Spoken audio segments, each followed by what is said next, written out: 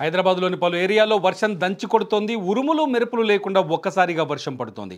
ఉదయం నుంచి పొడిగా ఉన్న వాతావరణం ఒక్కసారిగా మేఘావృతమై వర్షం కురుస్తోంది. Gachibowli, Madhapur, Kondapur, Chandanagar, Miyapur, Jubilee hills, Banjara hills, Panjagutta, Ameerpet, Lakdi కపూల్, Khairatabad పరిసర ప్రాంతాల్లో వర్షం కురుస్తోంది. వీటితో పాటు సికింద్రాబాద్, మలక్పేట, దిల్సుఖ్ నగర్, చంపాపేట్, కొత్తపేట పరిసర ప్రాంతాల్లో కూడా భారీ వర్షం పడుతోంది.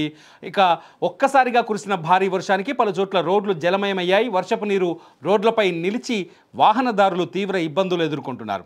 పలు ఏరియాలో లోతట్టు ప్రాంతాలు జలమయమయ్యాయి. ముఖ్యంగా పల్లిలో మధ్యాహ్నం నుంచి భారీ వర్షం కురుస్తుంది. కొండపోత వర్షానికి రోడ్లు పూర్తిగా వరద నీటితో నిండిపోవడంతో వాహనదారులు, స్థానికులు తీవ్ర ఇబ్బందులకు గురయ్యారు.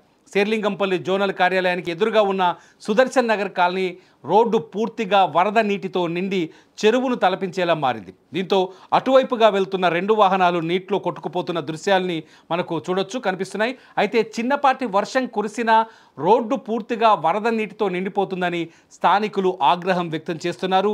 అధికారులు తగు చర్యలు తీసుకొని సమస్యను పరిష్కరించాలని కోరుతున్నారు. ఇక ఇదిలా ఉంటే బంగాళాఖాతంలో ఏర్పడ్డ అల్పపీడనం వాయుగుండంగా మారింది. దీని ప్రభావంతో తెలంగాణ వ్యాప్తంగా మరో 2 రోజులు వర్షాలు కురుస్తాయని వాతావరణ శాఖ సూచించింది. హైదరాబాద్తో పాటు పలు జిల్లాలకు ఎల్లో అలర్ట్ జారీ చేసింది వాతావరణ శాఖ.